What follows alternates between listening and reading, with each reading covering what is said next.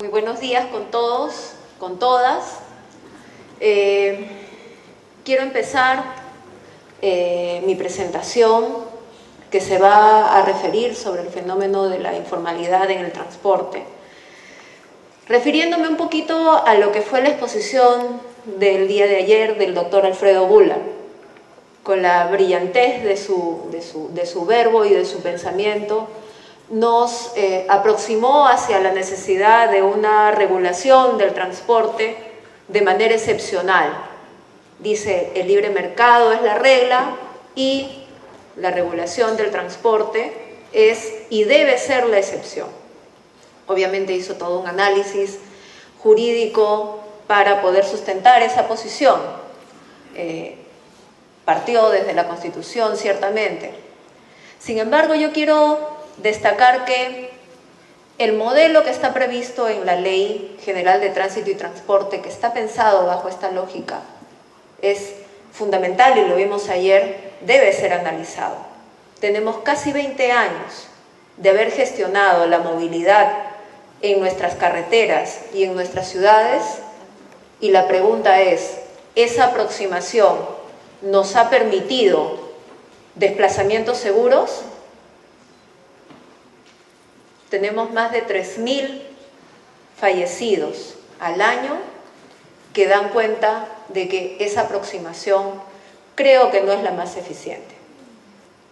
No solamente tenemos eso, tenemos desplazamientos que no se producen con los estándares de calidad. Por ejemplo, ahora Juan Carlos nos decía, miren los efectos que se producen cuando en una carretera un vehículo de transporte adelanta. Y decía, esas situaciones tienen que corregirse.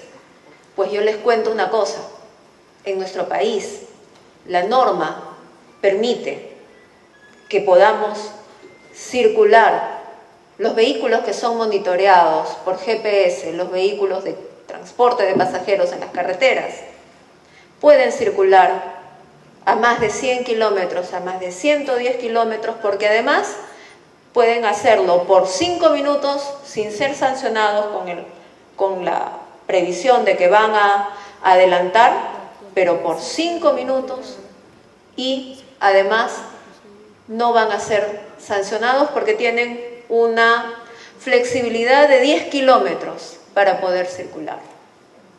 Creo que más que pensar en que debe haber la flexibilidad de que no se sancione, creo que los operadores, los pasajeros, las autoridades, tenemos que pensar en que qué es lo que queremos para nosotros como el transporte, como el modo de circular en las carreteras.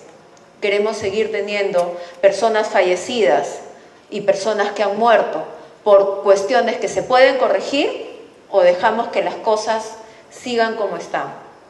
Yo quiero señalar este tema porque evidentemente la aproximación al transporte no es una aproximación de libre competencia, sino es una aproximación de regulación. El transporte tiene que asegurar la movilidad de las personas, tiene que asegurar la continuidad del servicio, que éste sea de calidad, la disponibilidad del servicio. Uno de los efectos del modelo de cómo se ha venido gestionando el transporte en este país es precisamente la dificultad institucional de poder abordar una serie de externalidades. Quizás la informalidad no pueda económicamente sustentarse específicamente como una externalidad, pero sí nos parece evidente ampliarla tratarla en este espacio, porque a través de ella sí es posible evidenciar una serie de situaciones que sí corresponden a la teoría económica. Así es que en la experiencia de nuestro trabajo en Sutran vamos a abordar una presentación sobre la caracterización de la informalidad en el servicio de transporte interprovincial y algunas pautas que creo que pueden ser tomadas, que deben ser tomadas en cuenta para establecer una política pública que nos permita abordar este problema. Así es que es un bosquejo y es un acercamiento desde nuestro trabajo. vamos a acercarnos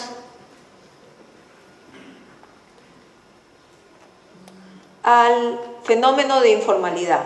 Lo primero que tenemos que indicar es que la informalidad es un fenómeno multidimensional que ha sido analizado por una serie de ciencias sociales como la economía, la sociología y probablemente la psicología y la antropología. Y creo que esto es un tema muy importante porque en la medida en la que encontremos los que formulamos políticas públicas o los que tomamos las decisiones, los que van a tomar las decisiones puedan entender cómo hacerle frente a esta situación. La informalidad no es un concepto legal. Por eso, a partir de la identificación de sus características, vamos a poder enfrentar de una manera eficiente esta compleja problemática. La informalidad supone, en líneas generales, abandonar el marco legal y adoptar un marco de reglas de origen privado. ¿Qué quiere decir eso? Yo me aparto de la reglamentación jurídica para establecer un orden distinto, unas reglas distintas. Por ejemplo, cuando yo les pongo la situación que todas las personas las pueden ver cuando van hacia la carretera central. Tomen ustedes en las afueras de Yerbatero uno de los autos colectivos que los llevan hacia Huancayo. Están organizados en un paradero, tienen un despacho, no salen a deshoras. De pronto, hasta son más organizados que el despacho, que los vehículos de transporte formal que están dentro del terminal. Tienen una organización. ¿Es la jurídicamente relevante? No. ¿Es la jurídicamente pautada? No. ¿Respetan las reglas siquiera de velocidad? No. ¿Tienen licencia de conducir? De pronto no. Y por supuesto que no tienen, sin duda, una licencia de conducir profesional. Entonces establecen unas reglas de juego paralelas y distintas, establecen su orden al margen de la ley. Sin embargo, también es válido decir que de pronto en el transporte no estamos hablando de un fenómeno que en general se dice, la informalidad se explica en la rigidez del sistema. Vamos, nuestras normas en transporte son muy altas, los estándares son muy altos. No, son bastante laxos. Y en realidad tiene que haber una convención, un acuerdo social en que es necesario que todos vayamos propendiendo a ser un poco más exigentes en nuestro comportamiento personal, pero también en las reglas de operación de todos los servicios de transporte. La informalidad, desde nuestra perspectiva, no tiene solamente una connotación de una actividad que sea informal en todos sus aspectos, tiene algunos aspectos de formalidad. Y quiero explicar un poco a qué me refiero. Nosotros tenemos a los informales puros. Les explicaba, por ejemplo, les ponía un poquito el ejemplo de los autos colectivos que van hacia Huancayo y que los hay en todo el país. Ellos son informales puros, pero también hay una informalidad que se esconde en el espacio de lo formal, de nuestros operadores formales, de nosotros mismos cuando incurrimos en actitudes que buscan evadir la ley. Y lo que es más grave es que muchas veces este espacio de informalidad logra tener una incidencia en quienes toman las decisiones y quienes fijan las reglas de juego, de tal manera que esta informalidad y este incumplimiento se vuelve una regla de operación. Un ratito que no me ayuda la vista.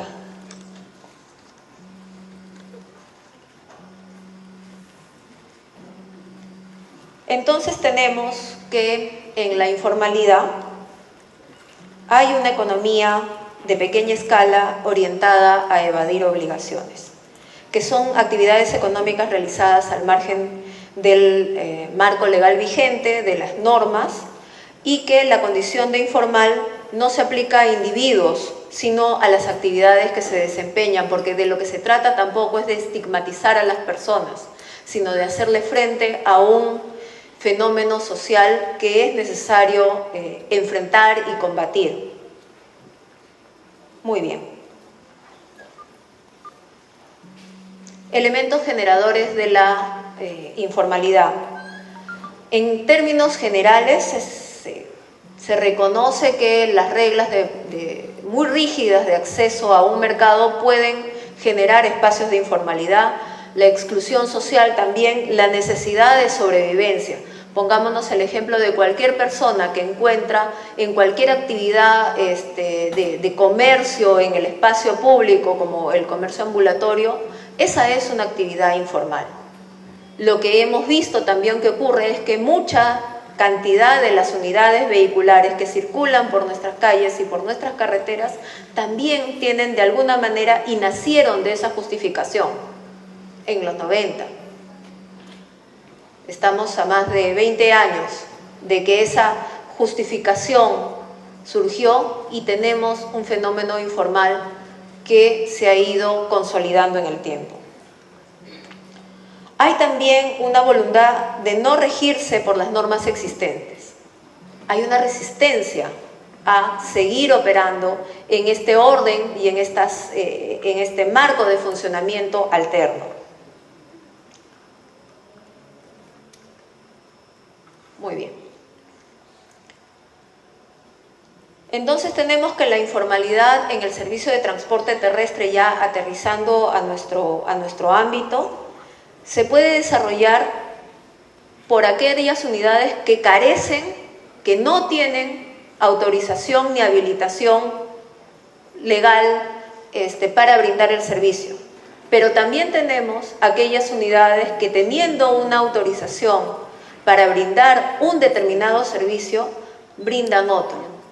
El típico caso en nuestras carreteras es aquellas minivanes que brindan el servicio de transporte turístico, pero en realidad están haciendo el servicio de transporte interprovincial.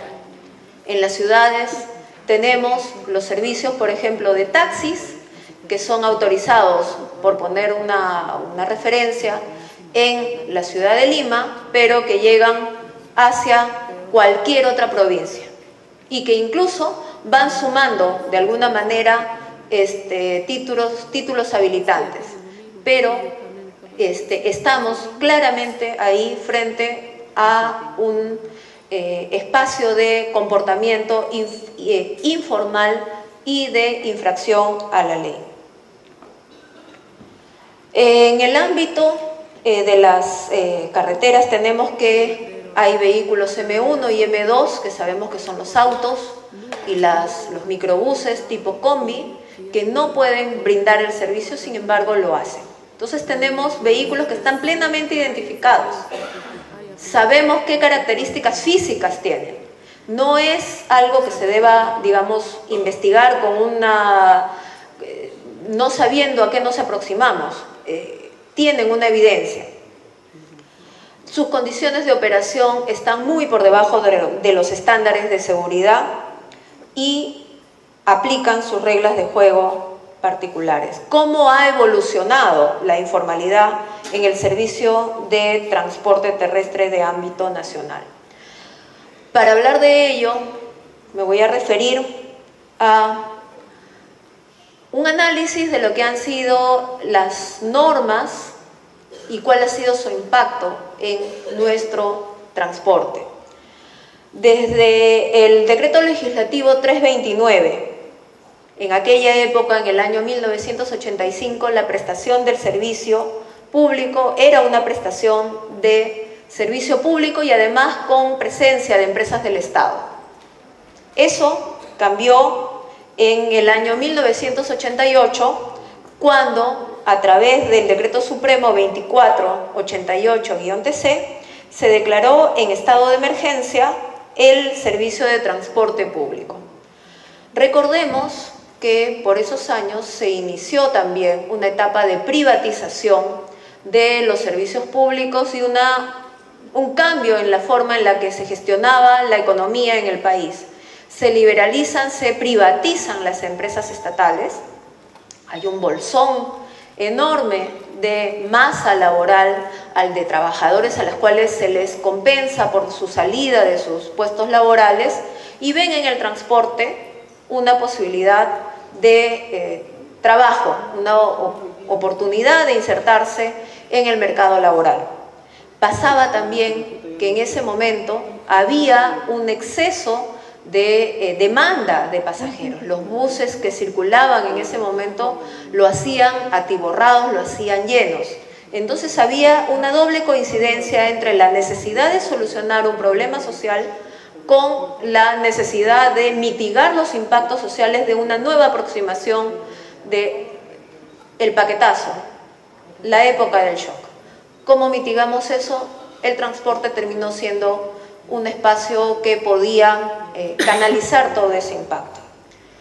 Y además, con una situación particular, que fue el hecho de que hubiera un proceso inflacionario enorme, y por lo tanto, en economía nos enseñan que cuando hay más oferta de bienes, ¿no es cierto?, las tarifas no suben, los precios no suben. Entonces, además de que había una devaluación enorme de la moneda y de la capacidad adquisitiva de la población, al colocar más unidades de cualquier característica en nuestras carreteras, en nuestras vías, la tarifa no se elevaba. Y por lo tanto, la población estaba contenta de alguna manera porque no pagaba tanto y no podía, y era un problema menos para el gobierno. En esta lógica es que se aprueba el decreto legislativo 640, 651 y 642, en las que se liberaliza la tarifa de transporte, y en realidad ya no hablamos de tarifa de transporte, sino hablamos más bien de precio. Un precio que se fija por cada operador y no hay ninguna posibilidad de parte del Estado de poder intervenir. Como dato interesante, fruto de haber estado mirando un poco cuál es el devenir de nuestra historia, digamos, jurídica, pero también de los pasos importantes por los que pasó el transporte, es que tenemos que en el año 91, aquel Tribunal de Garantías Constitucionales que fue depuesto, que se desactivó, declaró inconstitucional este decreto legislativo 651 que liberalizó las tarifas. Por supuesto que esa resolución del Tribunal Constitucional nunca ha sido puesta en vigencia, pero es interesante porque a partir de esa pulverización del Estado de Derecho es que se construye todo un régimen distinto y viene la Ley General de Tránsito y Transporte, la Ley 27181, que establece la determinación de competencias. Luego viene el reglamento de esta ley, que es el Decreto Supremo 040 de 2001 y el 017, el 09 de 2004 y el 017 2009 del MTC, que lo que hace es desarrollar en estos tres decretos supremos, desarrollar los principios que fueron fijados como la estructura de cómo se iba a organizar los servicios de transporte en nuestro país. Entonces tenemos que este devenir de normas que van apareciendo en este momento en las diapositivas y que he reseñado hace un momentito, devienen en que tengamos un régimen de libre mercado sujeto a reglamentación administrativa. Es cierto, se permite el libre acceso de las unidades, pero sujeto a determinadas condiciones de acceso y se monitorea la permanencia.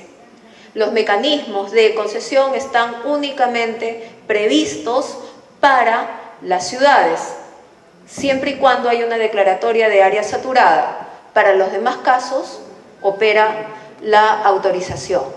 Y en el servicio de transporte de personas en carreteras, solamente autorización.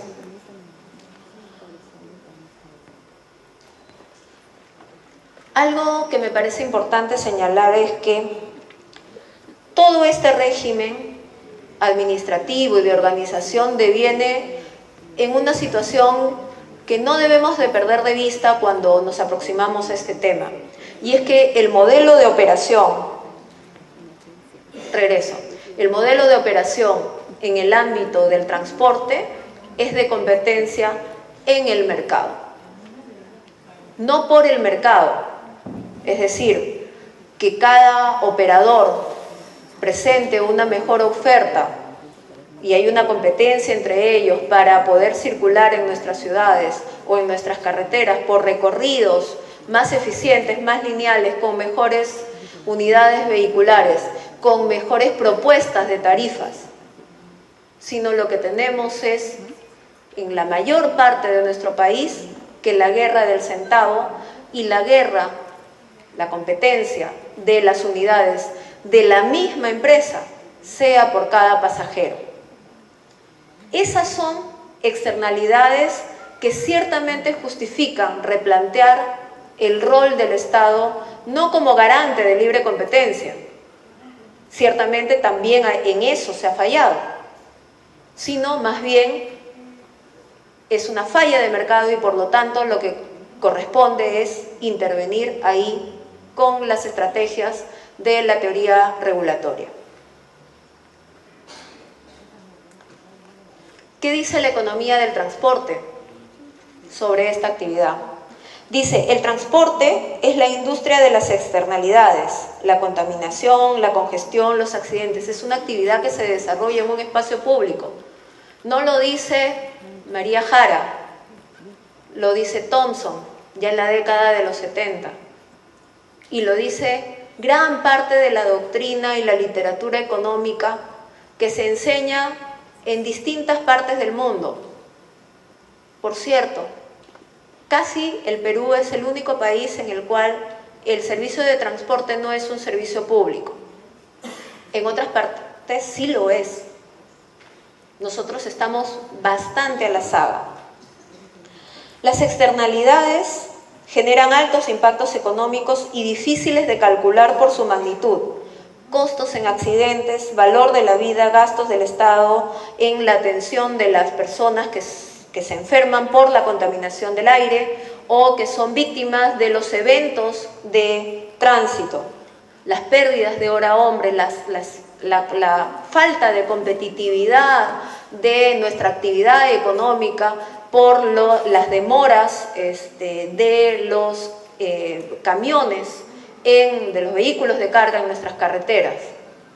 Inclusive, lo que quiero decir es que hay una serie de impactos que no estamos atendiendo y que son intrínsecos de la actividad del transporte. Y es fundamental que el Estado intervenga para revertir o para atenuar o para mitigar estos efectos que se conocen y que no son solamente la congestión de las calles para utilizar una vía y luego por competencia utilizar la avenida del costado. Eso es apenas una parte del problema.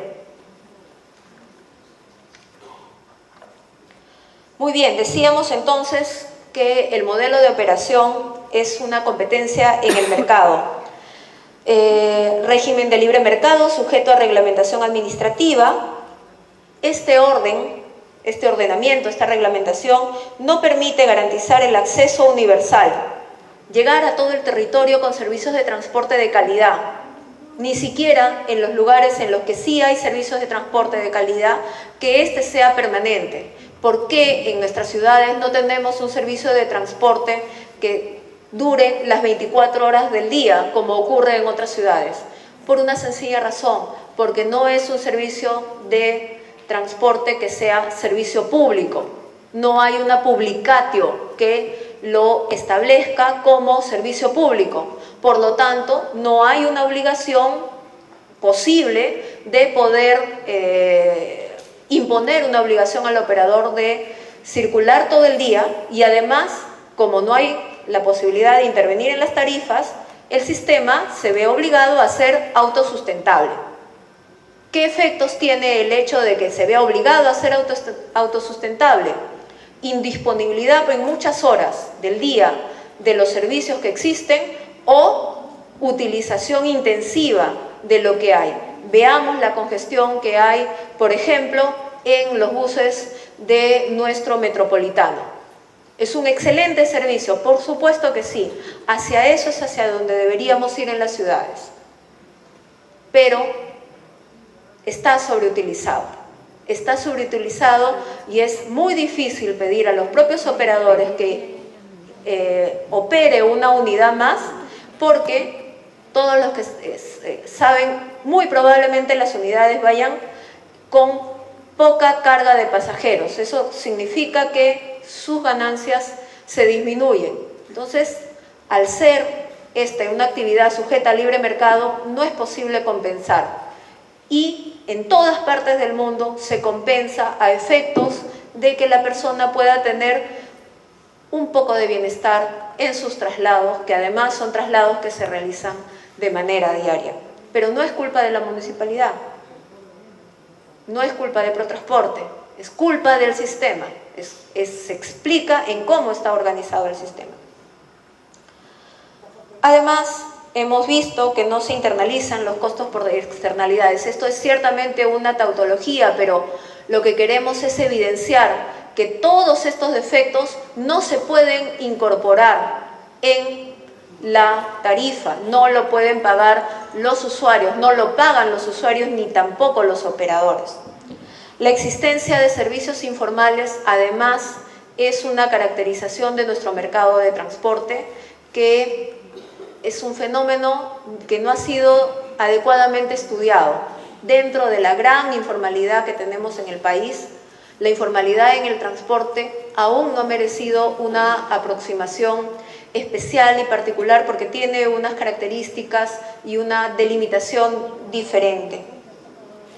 Muy bien, entonces tenemos un débil marco institucional, tenemos que no se ha ejercido correctamente el ius ponendi estatal. ¿Y por qué no se ha ejercido el ius ponendi? Una de las razones, creo que es válido decirlo, es que las diferentes entidades que tienen competencia para realizar actividades de fiscalización no tienen los recursos económicos para poderlo hacer. Con prescindencia de que la forma como se establecen las multas no sea la adecuada, como ayer lo explicó la economista Rosario Rojas, con independencia de eso, a pesar de que la informalidad debe ser combatida también con infracciones, todas las entidades, la SUTRAN, las municipalidades provinciales, los gobiernos regionales, tienen presupuestos y herramientas realmente exiguas para poder rescatar el orden en la ciudad, en las ciudades, en las carreteras. Hay además una falta de articulación entre las propias entidades. Por ejemplo, la falta de depósitos que permita retirar estas unidades ciertamente hace ineficientes los procesos de fiscalización que puedan llevar a cabo todos los órganos con competencia de fiscalización al interior del país. Hay pues, además, quisiera indicar que en las actividades informales, que ciertamente son una competencia desleal de los operadores formales, hay también actividades delictivas que se esconden. Gran cantidad de los asaltos, de la trata de personas se dan en estas unidades informales, porque mientras la policía y mientras los fiscalizadores podemos detener una unidad vehicular en sus terminales, una unidad formal para poder solicitar los documentos de la unidad y de los pasajeros que van en ellas, el contrabando de mercancías y la trata de personas no va a ir precisamente en estas unidades, va en lo informal. María, 5 minutos. No. Perdón. Bueno, voy a tratar de correr, entonces, voy a correr.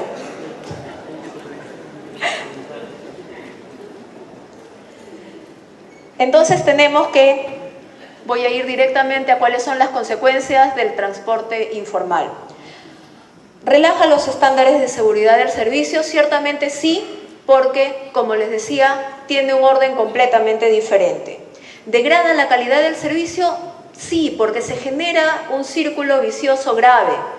Los operadores formales no pueden brindar un servicio de calidad simple y sencillamente por la fijación de sus precios.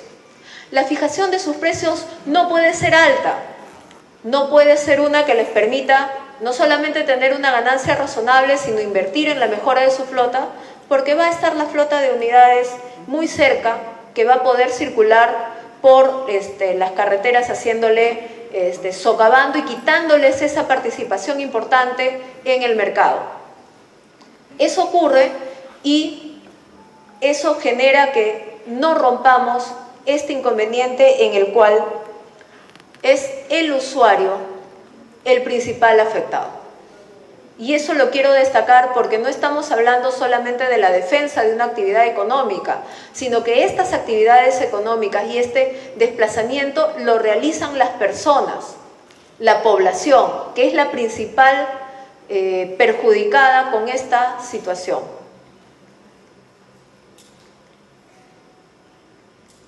Voy a pasar muy rápidamente en qué ha hecho la SUTRAN en este tiempo. Y lo primero que quiero decir es que la SUTRAN tiene un rol de supervisión y fiscalización de los servicios de transporte de personas de ámbito interprovincial, de los vehículos de carga, de los vehículos de transporte de mercancías, de servicios complementarios también, y que la competencia de la SUTRAN es una competencia a nivel nacional. ¿Qué es lo que decidimos hacer cuando llegamos a la SUTRAN? En la SUTRAN identificamos que el principal problema del servicio de transporte es la informalidad. Por eso es que, como ustedes pueden apreciar, en el año 2014 se impusieron 5.266 actas a vehículos informales. En el 2015 llegamos a 32.841. En el 2016, en estos 5 meses de gestión, estamos en el orden de los 51.395. La siguiente diapositiva muestra en dónde hemos encontrado la mayor cantidad de espacio para poder desarrollar nuestro trabajo de fiscalización. Hemos empezado por Lima, dado que al no tener la suficiencia de recursos económicos para atender toda la problemática del país, tenemos que organizarnos en una estrategia que nos permita estar en distintos lugares, pero no de manera permanente, de manera aleatoria. Hemos desarrollado una estrategia de GOES, los grupos operativos especiales, que identifican aquellos espacios en los cuales sale esta informalidad y vamos a hacerle frente en este lugar. Muy bien.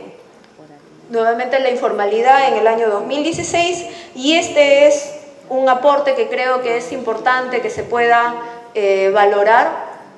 Tiene que ver con el mapa de las actas impuestas. La zona verde, que es la zona de Lima, que es donde se empezó con más de 1.000 actas que se fueron colocando en el año 2014 y básicamente es Lima. Miren cómo va evolucionando. Y esto no es este efecto verde, no es porque hay una reforestación en nuestros departamentos, sino porque enfocamos nuestras actividades de fiscalización de otra manera. Planteamos las siguientes medidas para combatir la informalidad. Lo primero es una desconcentración administrativa. Desconcentrar y fortalecer a las distintas entidades que tienen competencia para abordar este tema. Incrementar los puntos de control, fijos y móviles. Una estrategia importante que creemos que da buenos resultados es la de establecer grupos operativos especializados. No podemos estar en puntos fijos en las carreteras cuando sabemos que la informalidad muta, cambia. Por eso tenemos que hacerle frente desde esta perspectiva. Tienen que haber modificaciones normativas, ciertamente. Tienen que haber mejoras en los sistemas informáticos y en procedimientos. La SUTRAN ha avanzado también en este aspecto. las distintas entidades del Estado también tienen que hacerlo. ¿Que es suficiente? Ciertamente no. La informalidad se ha ido consolidando y es un problema álgido. Es fundamental empoderar al usuario, que el usuario comprenda que el principal perjudicado de la existencia de los servicios informales son ellos mismos y por lo tanto no deben utilizarlos.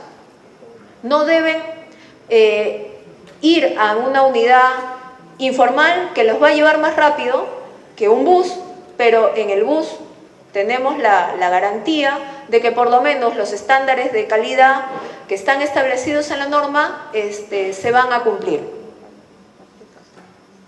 La propuesta de política pública que planteamos que se debe incorporar es una que permita que el Estado deje de responder a la informalidad únicamente con una política de garrote, con una política de represión. La SUTRAN trabaja en eso, las distintas entidades del Estado trabajan en eso, pero es una perspectiva y que en la integralidad del fenómeno no va a generar que se diluya, digamos, todo este fenómeno que es tan complejo. Es fundamental porque en este momento, de momento, no tenemos mecanismos de incentivo para la formalización, la zanahoria. ¿Cómo te compenso para que dejes esta actividad informal? Puedas, por ejemplo, chatarrear tu unidad, pueda ingresar a un desguace, te compenso económicamente y tú, que vives de esta actividad, migras a otro sector, a otro mercado económico. Eso no existe en el país. Hay una pequeña experiencia en la Municipalidad de Lima, es importante, pero Lima no es el país.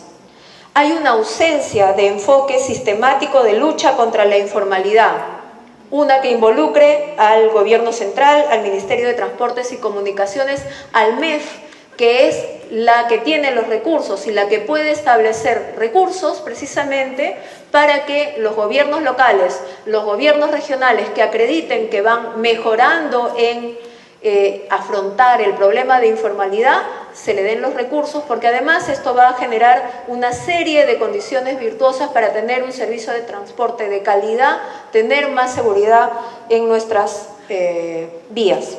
La falta de continuidad de políticas públicas de largo plazo ha permitido evidentemente que la informalidad aflore y se consolide como una economía oscura.